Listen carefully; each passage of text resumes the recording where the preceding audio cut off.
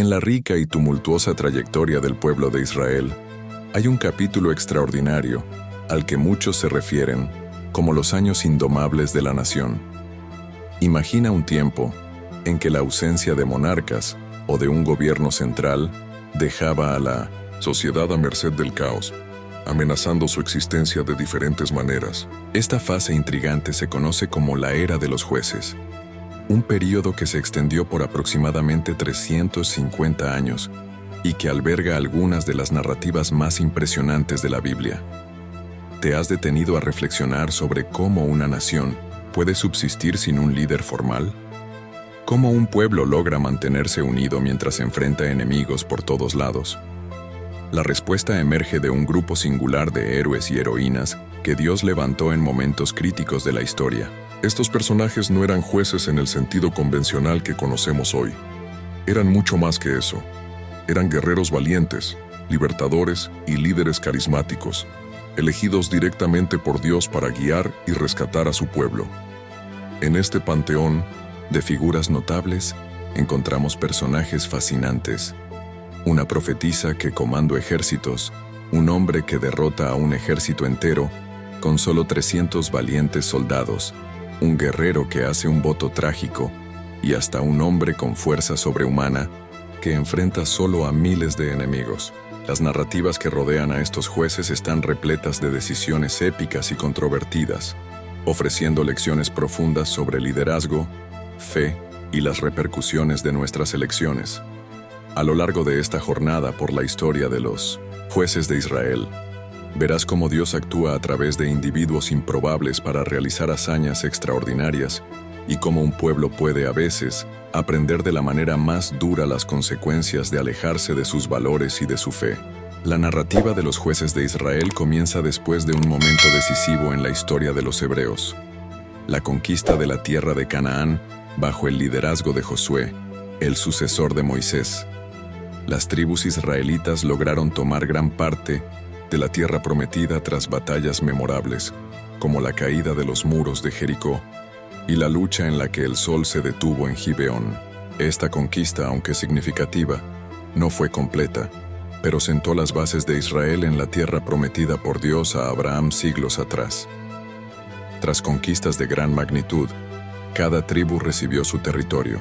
Rubén, Gad y la mitad de Manasés se establecieron al este del río Jordán, mientras que las demás tribus ocuparon regiones al occidente, como Judá, Efraín y la otra mitad de Manasés, distribuyéndose conforme a la suerte sagrada. En los momentos finales de su vida, Josué convocó una asamblea en Siquén, donde recordó al pueblo los poderosos hechos de Dios, desde el llamado inicial de Abraham hasta el presente. En un discurso significativo, Josué instó al pueblo a elegir a quién servir, y la respuesta fue un compromiso solemne de fidelidad al Señor. Firmó una alianza ese día, documentando todo en el libro de la ley de Dios. No obstante, la muerte de Josué trajo nuevos desafíos para Israel. Sin un líder central designado por Dios, cada tribu tuvo que completar la conquista de su territorio y lidiar con los cananeos que aún habitaban la tierra. Mientras algunas tribus lograron el éxito, otras fracasaron en expulsar completamente a los habitantes paganos, prefiriendo hacer alianzas y cobrar impuestos, desobedeciendo la orden divina de no mezclarse con esos pueblos. Con el paso del tiempo, surgió una nueva generación, una generación que no había sido testigo de los grandiosos actos de Dios, desde la travesía del Mar Rojo hasta la provisión en el desierto y la conquista de Canaán. Esta nueva generación no conocía al Señor de manera personal, ni comprendía la importancia de mantener la alianza con Él. Gradualmente, comenzaron a mezclarse con los pueblos locales, adoptando sus costumbres y, lo que es aún más alarmante, sus dioses. Así comenzó un ciclo vicioso que se convertiría en una marca registrada del período de los jueces. El ciclo empezaba cuando el pueblo se apartaba de Dios, desvirtuándose en la adoración de ídolos cananeos, como Baal y Aserá. Como consecuencia de esta apostasía, Dios permitía que pueblos enemigos los oprimieran cuando estaban bajo el peso de la opresión. El pueblo se arrepentía y clamaba al Señor por liberación. Y, En su infinita misericordia, Dios levantaba jueces para rescatar y guiar al pueblo. El primer juez fue Otniel, sobrino de Caleb, cuya valentía como guerrero ya era reconocida. Había conquistado la ciudad de Kiriat Sefer y como recompensa recibió a Axa, la hija de Caleb, como esposa. Cuando Israel cayó bajo la opresión de Cusán-Risataim, rey de Mesopotamia, durante 8 años, el Espíritu del Señor descendió sobre Otniel. Este lideró una guerra de liberación, derrotando al opresor y estableciendo un periodo de paz que duró 40 años. Sin embargo, tras la muerte de Otniel, Israel nuevamente se alejó de Dios y cayó bajo el dominio de Eglón, rey de Moab, quien formó una alianza con los amonitas y los amalecitas. Durante 18 años, los israelitas pagaron pesados tributos a los moabitas. Fue entonces cuando Dios levantó a Ehud, un hombre zurdo de la tribu de Benjamín, como un liberador. Ehud desarrolló un plan estratégico, creando una espada de doble filo de un codo de largo y atándola bajo su ropa en el lado derecho, algo inusual que no levantaría sospechas, ya que los guerreros generalmente llevaban sus espadas a la izquierda. Durante la delegación que llevó el tributo a Eglón, logró una audiencia privada con el rey, afirmando tener un mensaje secreto. Cuando se quedó a solas con Eglón, que era obeso, declaró que tenía un mensaje de Dios. Aprovechando el momento en que el rey se levantó de su trono, sacó la espada con la mano derecha y la hundió en el abdomen del rey. Tras cerrar las puertas de la sala real y escapar, Ehud movilizó al ejército israelita, tomando los vados del Jordán para impedir la huida de los moabitas, llevando a cabo una campaña que resultó en la muerte de 10,000 guerreros enemigos. Esta victoria aseguró 80 años de paz para Israel. El siguiente juez mencionado es Shamgar, hijo de Anat, cuya historia se narra en un solo verso. Durante un periodo de opresión por parte de los filisteos, mató a 600 enemigos utilizando un aguijón de bueyes, una herramienta agrícola larga con una punta de metal utilizada para guiar al ganado. Esta breve mención demuestra cómo Dios puede utilizar instrumentos inesperados para liberar a su pueblo. Sin embargo, Israel nuevamente se apartó de Dios y esta vez cayó bajo la opresión del rey Jabín de Azor, un estado cananeo que contaba con un formidable ejército de 900 carros de hierro, la tecnología militar más avanzada de la época. Durante 20 años, los israelitas vivieron severamente oprimidos, atemorizados por el poder militar superior de los cananeos. En este contexto, Débora, una profetisa, juzgó a Israel.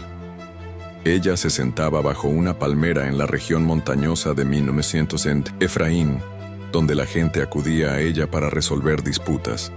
Su autoridad espiritual era reconocida en todo Israel, y a través de ella, Dios comunicó su voluntad al pueblo. Débora convocó a Barak, de la tribu de Neftalí, a quien le transmitió la orden divina de reunir a 10,000 hombres de las tribus de Neftalí y Zabulón en el monte Tabor. Barak, a pesar de ser llamado por Dios, mostró reticencia en avanzar sin la presencia de Débora. Ella accedió a acompañarlo, pero profetizó que la gloria de la victoria sería otorgada a una mujer. Cuando Barak descendió del monte Tabor con su ejército, Dios causó confusión en el ejército enemigo. Una lluvia intensa convirtió el valle del río Sison en un lodazal, transformando los temidos carros de hierro en un obstáculo en lugar de una ventaja para el ejército cananeo. Así los enemigos fueron completamente derrotados, y Sísera, el comandante del ejército, huyó a pie, buscando refugio en la tienda de Jael, esposa de Eber, el queneo. Aunque su pueblo estaba en paz con Jabín, él estaba del lado de 1900 y Israel. Ella ofreció hospitalidad a Sísera dándole leche para beber y un lugar para descansar. Cuando él se quedó profundamente dormido, exhausto por la huida, Jael tomó una estaca de la tienda y un martillo, y clavó la estaca en la sien de Sísera, acabando con su vida. Así, se cumplió la profecía de Débora sobre que la gloria de la victoria sería otorgada a una mujer. Esta gran victoria fue celebrada en la canción de Débora, una de las composiciones poéticas más antiguas y hermosas de la Biblia. La canción no solo celebra la victoria, sino que también ofrece detalles importantes, elogiando a las tribus que participaron en la batalla de Zabulón, Neftalí, Isaacar, Efraín, Benjamín y Manasés, mientras critica a aquellos que se abstuvieron de ayudar en la causa del Señor como Gad, Dan y Aser. Esta obra exalta a los héroes, al tiempo que lanza maldiciones sobre los que no se unieron a la lucha. Años después, Israel nuevamente se alejó de Dios y sufrió una grave opresión a manos de los madianitas. Durante 7 años, los madianitas, junto con los amalecitas y otros pueblos del oriente, invadieron Israel en la época de la cosecha, destruyendo las plantaciones y robando el ganado, lo que obligó a muchos israelitas a esconderse en cuevas en las montañas. Fue en este contexto que Dios llamó a Gedeón, quien estaba escondido en un lagar mientras trillaba trigo para evitar a los madianitas. Un ángel del Señor se le apareció, llamándolo Valiente Guerrero, un título irónico considerando su miedo y la difícil situación del pueblo. Gedeón cuestionó la presencia de Dios ante el sufrimiento del pueblo, pero recibió la misión de liberar a Israel. Su primera tarea fue destruir el altar de Baal, que pertenecía a su propio padre, y derribar el poste del ídolo que se encontraba a su lado. Gedeón llevó a cabo esta misión durante la noche con la ayuda de 10 sirvientes. Cuando la gente descubrió lo que había sucedido, su padre quiso matarlo, pero Gedeón se defendió argumentando que si Baal realmente era un dios, debería ser capaz de luchar por sí mismo. Este incidente le valió a Gedeón el nombre de Jerobaal, que significa que Baal pelee contra él. Aún inseguro acerca de su misión, Gedeón pidió 2 señales a Dios utilizando un vellón de lana. En la primera noche, pidió que el vellón estuviera empapado de rocío mientras el suelo alrededor permaneciera seco. En la segunda noche, pidió lo contrario, que el vellón estuviera seco mientras el suelo permaneciera empapado de rocío. Dios concedió ambas señales, confirmando la conexión divina de Gedeón con su misión. Gedeón reunió un ejército de 32,000 hombres, pero Dios le dijo que eran demasiados para que Israel no se jactara de que su propia fuerza los había liberado.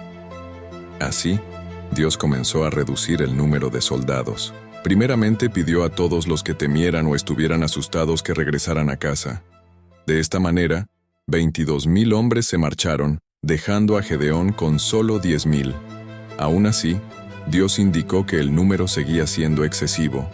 Finalmente, le mandó llevar a los hombres a beber agua, y según cómo lo hicieran, Dios seleccionaría a los que permanecerían. Aquellos que se agacharon a beber directamente de la fuente fueron descartados, mientras que los que llevaron el agua con las manos a la boca fueron elegidos. Al final, solo quedaron 300 guerreros. Equipados con trompetas y jarras vacías durante la noche, Gedeón y sus hombres descendieron sobre el campamento madianita como un relámpago sorpresivo. Al sonar las trompetas y romper las jarras, sorprendieron a los madianitas, quienes, confundidos y aterrorizados, comenzaron a atacarse unos a otros en la oscuridad. Esta estrategia de guerra, dirigida por Dios a través de Gedeón, resultó en una victoria sorprendente y fantástica, asegurando que Israel volviera a ver la mano de Dios en acción. A lo largo del relato de los jueces, se observa cómo la fidelidad de Dios a su pueblo nunca flaqueó, aun cuando ellos mismos se desvió de su camino. Las historias dramáticas de estos líderes y sus interacciones con Dios sirven como recordatorio de la importancia de la fe, de mantenerse firmes en la adoración verdadera y de las consecuencias derivadas de alejarse del propósito divino. Cada uno de estos jueces revela no solo la entrega y el valor que se requiere para liderar, sino también el profundo amor y la paciencia de Dios hacia un pueblo que constantemente caía en la idolatría y la desobediencia. Después de Gedeón, Israel experimentó un periodo de paz, pero inevitablemente, la historia se repitió. Los israelitas, en su prosperidad, nuevamente abandonaron a Dios, cediendo ante la tentación de los ídolos y las prácticas de las naciones que los rodeaban. Así, otro ciclo de opresión comenzó, esta vez bajo el dominio de los filisteos, un pueblo marcial que oprimía a Israel con violencia y temeridad. Durante esta opresión, Dios levantó a otra juez notable, Débora, quien se destacó no solo por su papel de profetisa, sino también como una líder astuta y decidida. Junto a Barak, ella lideró una campaña contra el ejército de Sísara, el comandante filisteo que había atormentado a Israel durante años. A través de la fe y el coraje de Débora, Israel pudo unificar a sus tribus y recuperar la independencia. La victoria sobre Sísara fue solo un ejemplo más de cómo Dios utilizaba a mujeres y hombres valientes para cumplir su voluntad. La historia de Jael, quien mató a Sísara mientras buscaba refugio, es otro testimonio del papel esencial que las mujeres jugaron en la liberación de Israel. Ella se convirtió en una heroína en la narrativa, y su acto decisivo de valentía fue celebrado en la canción de Débora, que no solo conmemora lo que Dios había hecho, sino también el poder que se encuentra en cada colaborador de la causa divina. Con cada ciclo de opresión y liberación, vemos que el pueblo de Israel, a pesar de sus constantes fracasos, siempre encontraba un camino de regreso a Dios mediante el arrepentimiento y la invocación a su misericordia. Esta relación intermitente entre el pueblo y su Creador sirve como un poderoso recordatorio de que, no importa cuántas veces caigamos, siempre hay un camino de regreso hacia la gracia. Finalmente, este periodo de los jueces culmina en la transición hacia la monarquía. La necesidad de un rey se volvió apremiante entre los israelitas, quienes deseaban ser como las naciones que los rodeaban. Esta demanda refleja una falta de confianza en el liderazgo divino que Dios había provisto a través de los jueces. Aunque Dios sabía que un rey podría traer consigo problemas e idolatría, sus planes seguían intactos. Con el tiempo, el pueblo fue dotado de un rey, Saúl, marcando así el inicio de una nueva era, pero también ignorando las lecciones aprendidas de la historia de los jueces. A través de las historias de los jueces, los israelitas pudieron reflexionar sobre su identidad y su relación con Dios. Cada juez, desde Otniel hasta Gedeón y Débora, aportó un entendimiento de cómo Dios usa lo improbable y lo débil para llevar a cabo su propósito. Estas narrativas no solo forman una parte integral de la historia de Israel, sino que también ofrecen una rica fuente de lecciones sobre liderazgo, fe y perseverancia para generaciones futuras.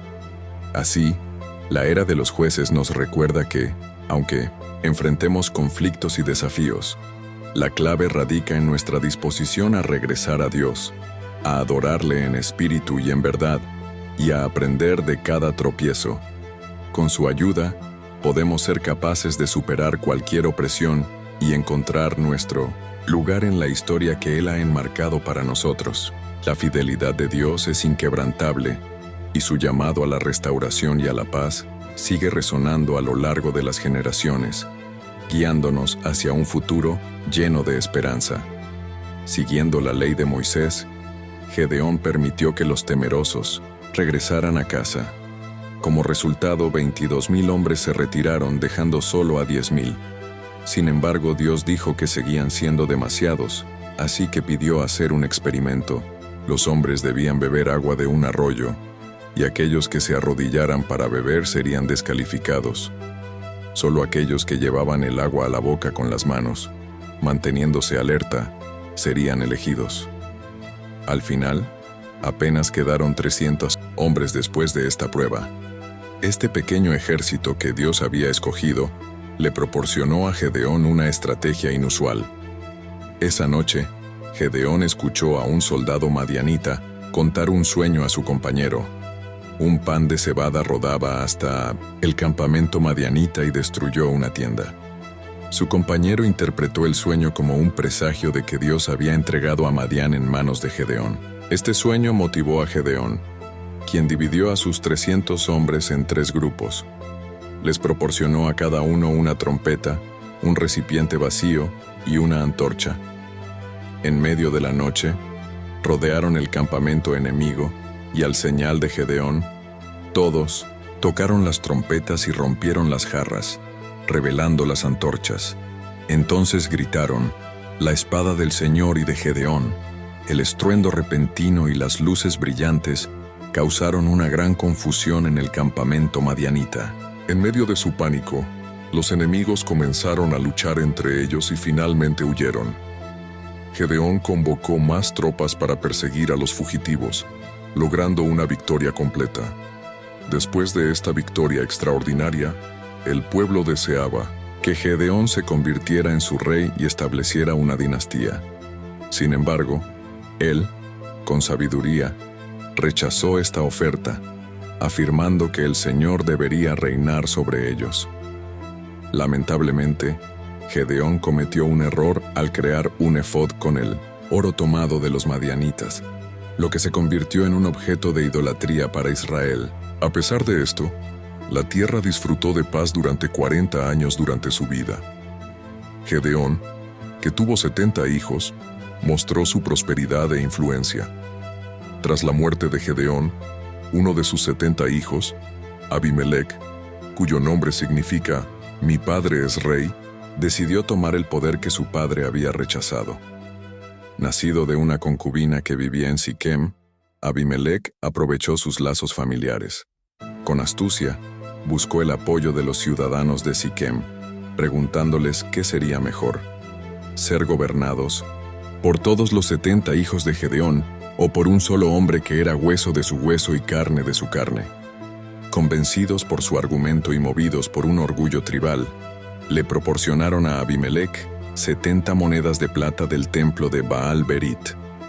Con este dinero, contrató a matones y hombres violentos que se unieron a él en un acto de brutalidad singular.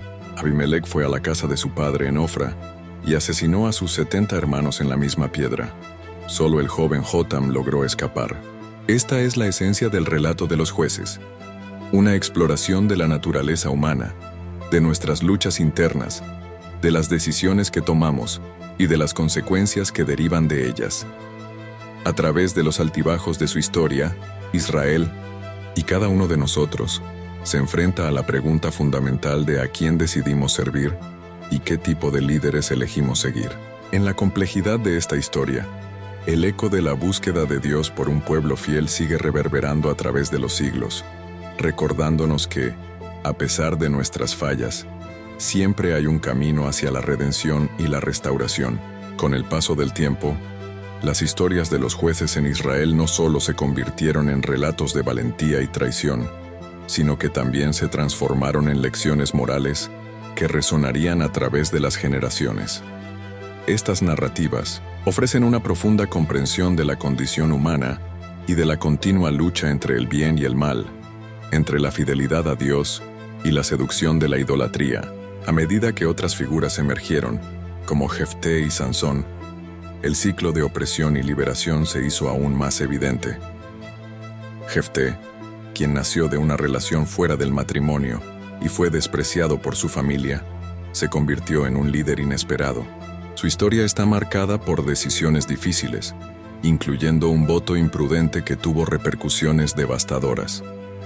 A través de su liderazgo, Jefté mostró cómo el rechazo humano no limita a Dios para levantar a sus elegidos. Sin embargo, también demostró que nuestras promesas y decisiones pueden tener un costo alto y doloroso.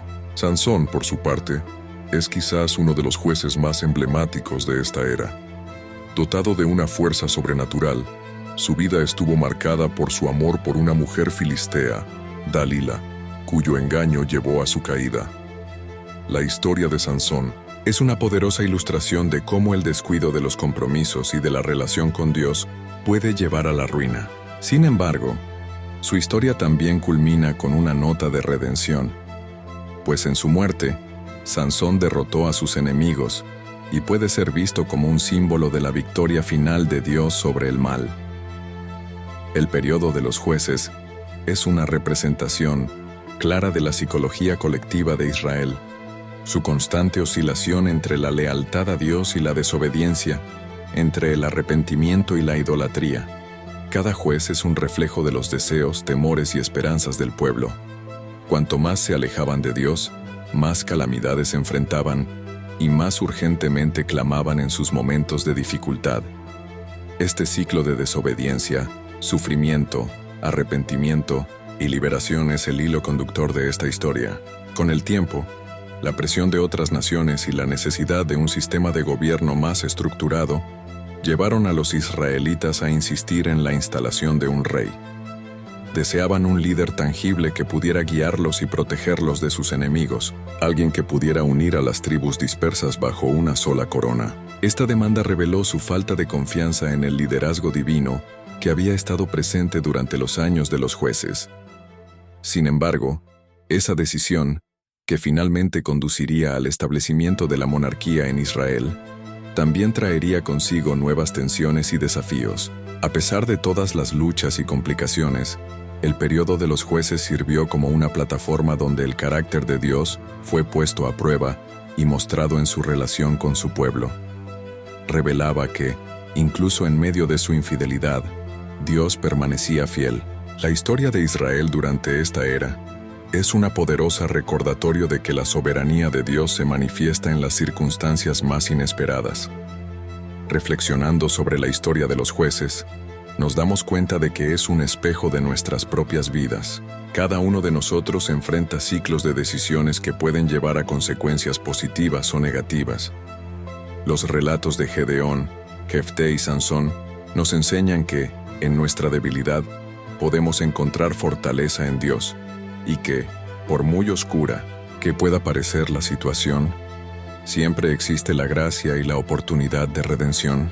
Así, el legado de los jueces perdura no solo en la historia de Israel, sino como un testimonio viviente de la interacción entre el ser humano y lo divino. Nos desafía a considerar a quién servimos en nuestra vida diaria, a buscar un liderazgo que honre a Dios y a vivir en la verdad y la justicia. A través de estos relatos, Dios insiste en que incluso en un mundo lleno de caos, su amor y propósito para su pueblo no fallarán. La aventura del pueblo de Israel continúa, y con cada historia, el mensaje de esperanza y restauración se hace más fuerte, resonando a través del tiempo y ofreciendo consuelo a quienes buscan su presencia hoy. David fue el tercer invitado, pero también rechazó, prefiriendo continuar produciendo vino que agrada a Dios y a los hombres. Finalmente, todos los árboles se volvieron hacia el espino, una planta inútil y perjudicial. El espino, representando a Abimelec, aceptó rápidamente pero con una amenaza. Si realmente querían ungirme como rey, vengan y refúgiense a la sombra de mi sombra, pero si no, que salga fuego del espino y consuma los cedros del Líbano. Esta parábola fue una clara advertencia de que Abimelec sería un rey destructivo, y tanto él como los siquemeos acabarían destruyéndose mutuamente. La profecía de Jotam no tardó en cumplirse. Después de años de reinado, Dios permitió que un espíritu maligno surgiera entre Abimelec y los ciudadanos de Siquem, quienes comenzaron a actuar traicioneramente contra la ciudad que los había apoyado y que ahora se volvía en su contra. Un nuevo líder, Gaal, hijo de Ebed, llegó a Siquem y comenzó a incitar al pueblo contra Abimelec, cuestionando por qué deberían servir al hijo del siervo de Gedeón. Cuando Abimelec, que era el gobernador de la ciudad y aliado de Abimelec, se enteró de la conspiración, envió mensajeros para advertir al rey.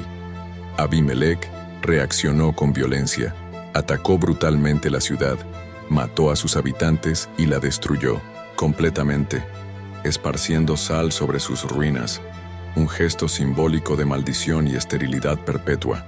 Los sobrevivientes se refugiaron en la torre del templo, pero Abimelec y sus hombres cortaron ramas de árboles, rodearon la torre y le prendieron fuego, matando a cerca de 1000 personas.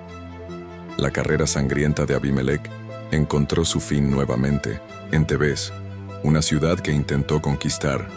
Mientras atacaba una torre fortificada donde el pueblo se refugiaba, una mujer arrojó una piedra en su cabeza, fracturándole el cráneo. Para evitar la vergüenza de morir a manos de una mujer, Abimelec ordenó a su escudero que lo matara con la espada. Así terminó la primera experiencia de Israel con la monarquía en tragedia y derramamiento de sangre. Después de este periodo turbulento, Dios levantó a Tola de la tribu de Isaacar para juzgar a Israel. Residió en Samir, en la región montañosa de Efraín, y lideró a Israel durante 23 años, restaurando el orden y la justicia después del caos dejado por Abimelec. Aunque se habla poco de su gobierno, el hecho de haber proporcionado más de 2 décadas de estabilidad sugiere un periodo de paz y regreso al culto del Señor. Luego vino Jair, el Galaadita, quien juzgó a Israel durante 22 años.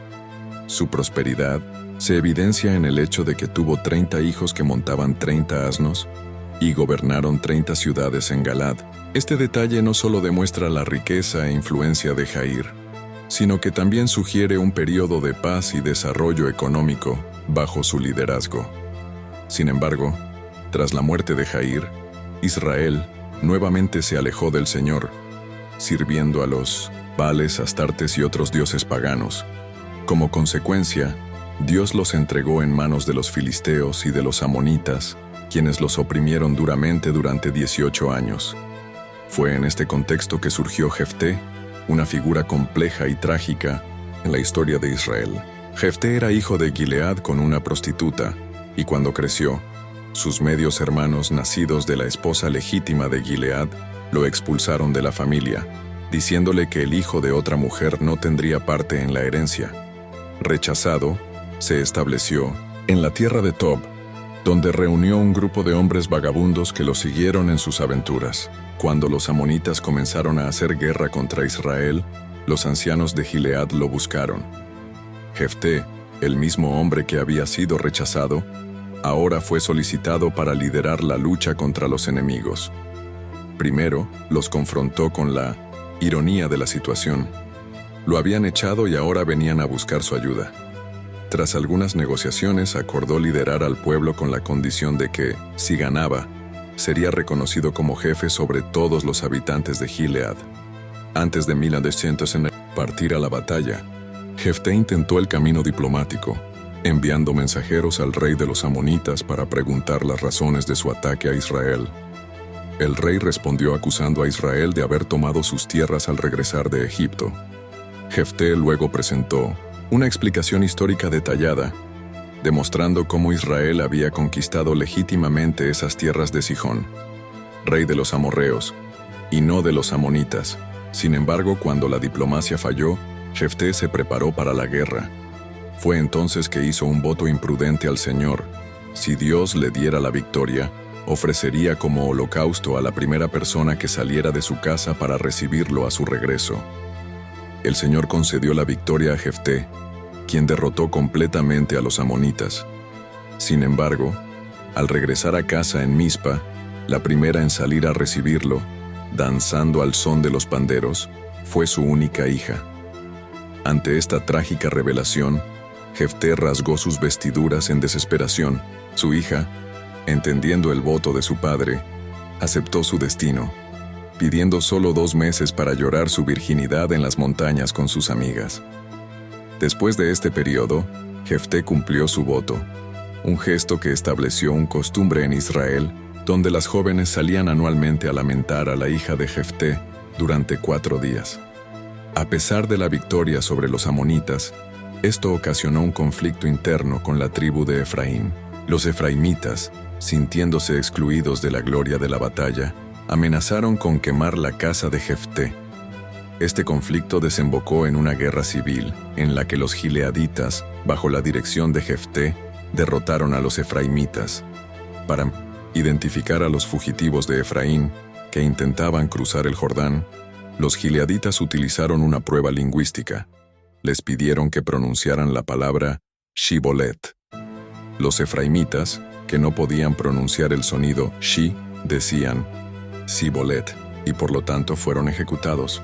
Como resultado, 42,000 efraimitas murieron en este conflicto fratricida. Después de Jefté, Israel fue juzgado por 3 hombres. Ibsán de Belén, quien tuvo 30 hijos y 30 hijas, y gobernó durante 7 años. Elón de Zebulón, quien juzgó a Israel durante 10 años. Y Abdón, que tuvo 40 hijos y 30 nietos que montaban 70 asnos, y gobernó durante 8 años. Aunque hay poco que se diga sobre sus gobiernos, el número de hijos y la mención de asnos sugiere periodos de paz relativa y prosperidad. A continuación surge uno de los jueces más notorios, Sansón, cuya historia comienza incluso antes de su nacimiento.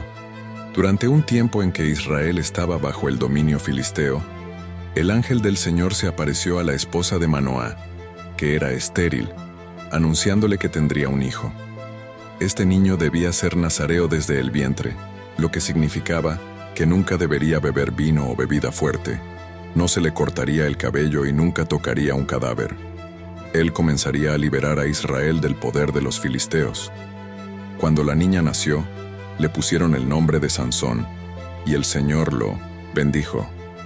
Desde joven, el Espíritu del Señor comenzó a moverse sobre él, manifestándose a través de demostraciones de fuerza sobrenatural. Sin embargo, Sansón también mostró debilidades significativas, especialmente su atracción por mujeres filisteas, lo que iba en contra de la ley de Dios, que prohibía matrimonios con mujeres de naciones paganas. La primera de estas mujeres, filisteas, fue una joven de Timnat. Un día, mientras iba a verla, se encontró con un león joven en el camino y, movido por el Espíritu del Señor, lo desmenuzó con sus propias manos como si fuera un cabrito.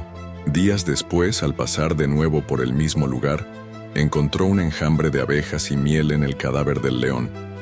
Este incidente inspiró un enigma que propuso durante su banquete de bodas. De lo fuerte salió lo dulce. Los filisteos no lograron resolver el enigma y presionaron a la esposa de Sansón para que descubriera la respuesta. Así, la importunaron durante 7 días, hasta que finalmente reveló el secreto a Sansón, y ella lo compartió con sus compatriotas. Furioso por la traición, Sansón mató a 30 filisteos en Ascalón para pagar la apuesta del enigma.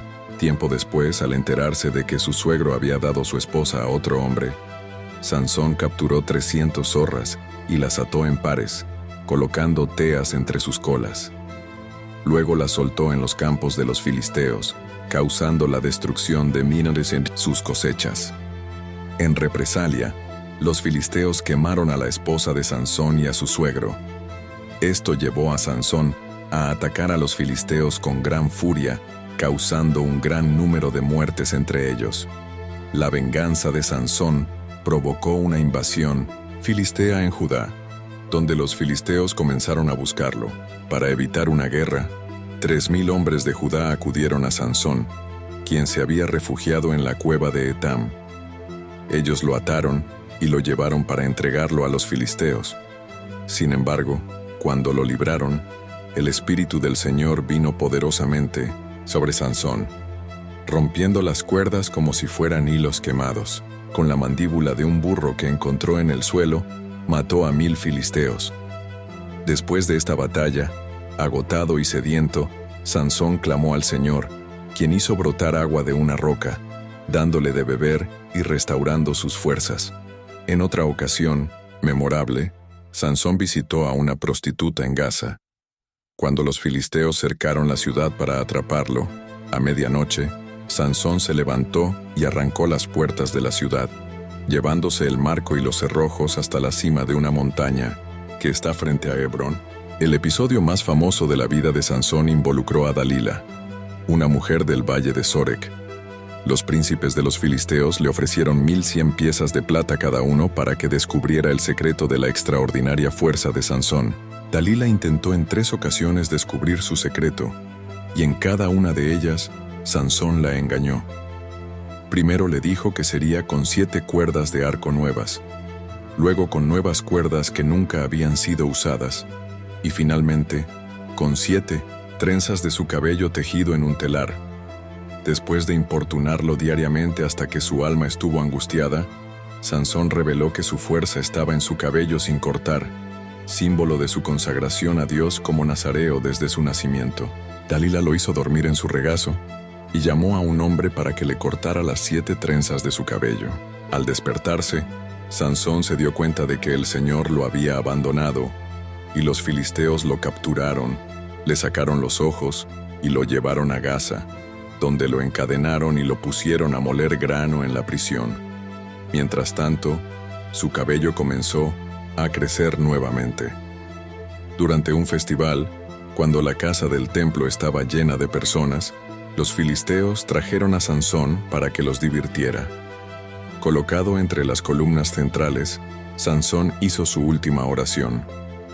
Señor Dios, recuérdame y dame fuerza solo una vez más, oh Dios, para vengarme de los filisteos por mis 2 ojos. Luego, con toda su fuerza, empujó las columnas centrales y el templo se derrumbó, matando a los príncipes y a todas las personas que estaban en él. Así, Sansón mató a más filisteos en su muerte que en toda su vida. Finalmente, su familia lo buscó y encontró su cuerpo entre los escombros, y lo enterraron en el sepulcro de su padre Manoá, entre Sora y Estaol. Sansón juzgó a Israel durante 20 años y su historia marcó un capítulo decisivo en la era de los jueces. El periodo final de la era de los jueces se caracteriza por la transición hacia la monarquía, personificada en Samuel, quien sería el último juez y el primero de los grandes profetas. Su historia comienza con el anhelo profundo de su madre, Ana, por tener un hijo. Ana era una de las 2 esposas de Elcana y sufría por ser estéril. Durante una visita al tabernáculo, en 1900, Silo, oró fervorosamente al Señor, prometiendo que, si tenía un hijo, lo dedicaría al servicio de Dios por el resto de su vida. El Señor respondió su oración, y ella dio a luz a Samuel. Fiel a su promesa, cuando el niño fue destetado, Ana lo llevó al tabernáculo y lo entregó al cuidado del sumo sacerdote Elí. Samuel creció ministrando ante el Señor, vistiendo un efod de lino y recibiendo anualmente una nueva túnica que su madre le traía. El llamado profético de Samuel llegó incluso en su juventud. Una noche, mientras dormía en el tabernáculo cerca del arca de Dios, el Señor lo llamó. Samuel, él corrió hacia Elí, pensando que era el sacerdote quien lo llamaba. Esto ocurrió 3 veces, y en la tercera vez, Elí se dio cuenta de que era el Señor quien llamaba al joven. Le instruyó a responder: «Habla, Señor, porque tu siervo escucha». Fue entonces que el Señor reveló a Samuel su primer oráculo profético, el juicio que vendría sobre la casa de Elí por la iniquidad de sus hijos. Los hijos de Elí, Hofni y Finés, eran sacerdotes corruptos que despreciaban las ofrendas del Señor y abusaban del pueblo. A pesar de las reprimendas de su padre, continuaron en sus caminos malignos. Esta situación culminó en una gran tragedia durante una batalla contra los filisteos, cuando el arca del Señor fue capturada. Hofni y Finés fueron asesinados, y al enterarse de la noticia, Elí cayó de su silla, se rompió el cuello y murió. Con la muerte de Elí, Samuel se consolidó en Israel. A medida que el pueblo crecía, lo reconocieron como profeta del Señor. Samuel recorría un circuito por Betel, Gilgal y Mizpa, juzgando a Israel en todos esos lugares. Sin embargo, cuando envejeció, estableció a sus hijos como jueces, pero ellos no siguieron sus caminos, aceptaban sobornos y pervertían la justicia. Esta situación, junto con la amenaza continua de los filisteos, llevó a los ancianos de Israel a pedirle a Samuel que les diera un rey, como todas las otras naciones. A Samuel no le agradó este pedido, pero el Señor le dijo que escuchara la voz del pueblo, advirtiéndoles, sin embargo, sobre los derechos y deberes que un rey exigiría de ellos. Siguiendo la guía divina, Samuel ungió a Saúl, un joven de la tribu de Benjamín, como el primer rey de Israel. Este acto marcó el fin oficial de la era de los jueces y el comienzo de la monarquía israelita. Sin embargo, esta transición no significó el abandono del sistema espiritual establecido. Samuel continuó ejerciendo influencia como profeta y consejero, representando la continuidad de la autoridad espiritual, mientras que la autoridad política se pasaba a manos del rey. La era de los jueces, que duró aproximadamente 350 años, fue un período crucial en la historia de Israel, marcado por ciclos de apostasía y opresión, arrepentimiento y liberación. Los jueces fueron instrumentos de Dios para mantener a la nación y preservar la fe en tiempos difíciles, preparando el camino para el establecimiento de la monarquía. Las historias de los jueces siguen siendo relevantes, mostrando cómo Dios puede usar a personas imperfectas para cumplir sus propósitos, y cómo la fidelidad a Él es esencial para el bienestar de su pueblo. La historia de los jueces de Israel nos enseña lecciones profundas y atemporales. Vemos cómo Dios, en su sabiduría y misericordia infinitas, nunca abandonó a su pueblo, incluso cuando se desvió a través de personas improbables. Una profetisa, como Débora, un hombre inseguro como Gedeón, un rechazado como Jefté y un hombre fuerte pero impulsivo como Sansón. Dios manifestó su poder y cumplió sus propósitos. Cada juez, con sus virtudes y defectos, nos enseña que Dios puede usar a cualquiera que esté dispuesto a servirle. En sus historias, el verdadero poder no radica en grandes ejércitos, habilidades extraordinarias o posiciones de poder, sino en la fidelidad al Señor y en la disposición de ser usados por Él. El ciclo repetitivo de apostasía, opresión, arrepentimiento y liberación no solo refleja la historia de Israel, sino también nuestra propia jornada espiritual. ¿Cuántas veces nos alejamos de Dios, sufrimos las consecuencias y clamamos por su ayuda, experimentando su gracia restauradora? Esta historia nos desafía a reflexionar sobre qué tipo de liderazgo buscamos hoy y cómo respondemos a los llamados de Dios en nuestras vidas. ¿Estamos dispuestos a ser instrumentos en sus manos, incluso si nos sentimos inadecuados o imperfectos? Si has sido tocado por estas extraordinarias historias de la Biblia y deseas seguir aprendiendo sobre las maravillosas obras de Dios, no olvides suscribirte a nuestro canal, activar la campana para recibir notificaciones de nuevos videos y compartir con amigos y familiares que también puedan ser edificados por estos mensajes. Juntos, podemos difundir la palabra de Dios y sus lecciones eternas a más personas. Recuerda cómo Dios utilizó a personas comunes para realizar hazañas extraordinarias en la época de los jueces y sigue haciendo lo mismo hoy.